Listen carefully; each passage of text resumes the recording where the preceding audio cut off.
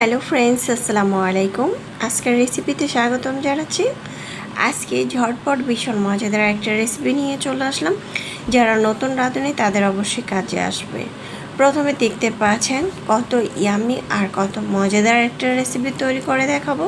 সেটা হচ্ছে চাল কুমড়া দিয়ে মাছ দিয়ে তৈরি করলে খেতে কিন্তু দারুণ মজা লাগে। যাই হোক, আলহামদুলিল্লাহ আমার বাসায় সবাই পছন্দ করেছিল। আশা করছি আপনাদেরও ভালো লাগবে। প্রথমে একটি প্যানের মধ্যে তেল দিয়েছি প্রায় 4 থেকে 5 টেবিল চামচের মতো। এখন পেঁয়াজ কুচিগুলো দিয়ে একটু ভেজে নিয়েছি, আর এখানে একটি তেজপাতা ছিঁড়ে দিয়েছি, আদা বাটা রসুন বাটা হাফ চামচ করে দিয়েছি।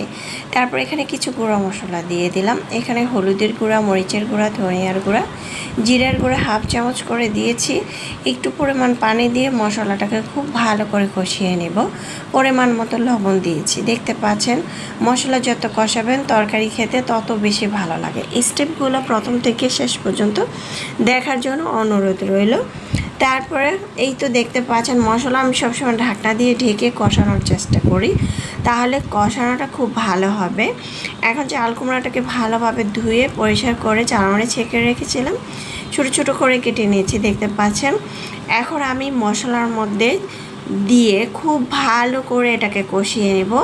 এটাকে ভালো করে কষাতে হবে। এটা যত কষাবেন তরকারি খেতে তত বেশি ভালো লাগবে। যারা নতুন রাঁধুনি তাদের জন্য বলছি, এই স্টেপগুলো আপনারা অবশ্যই ফলো করবেন, তাহলে আপনাদের রান্নাটা হবে সব থেকে পারফেক্ট। ঢাকনা দিয়ে ঢেকে 2 থেকে 3 মিনিট রেখেছিলাম।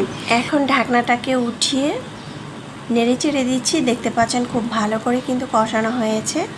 এর পর্যায়ে 2 কাপ পানি দিয়ে দিচ্ছি। আগে থেকে মাছগুলো ভেজে নিয়েছি। 4-5টা কাঁচামরিচ দিয়ে দিলাম। দেখতে পাচ্ছেন, আর মাছ ভাজা তো সবাই করতে পারে। হলুদ লবণ মরিচ মেখে তেল গরম করে মাছগুলো ঝটপট ভেজে নিতে পারবেন।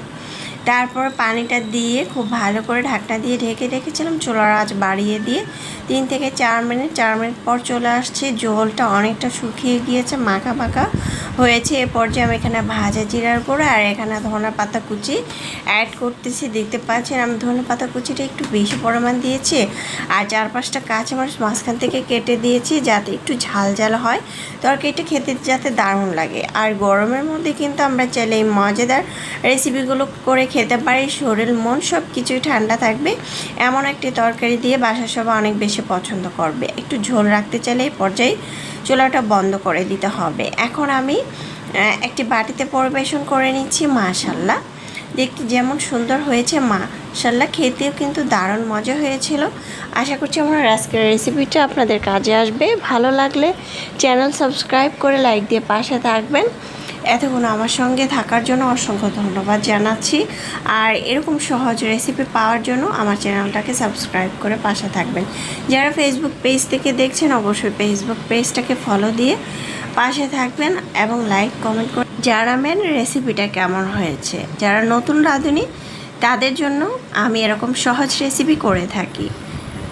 আল্লাহ হাফেজ, এনজয়।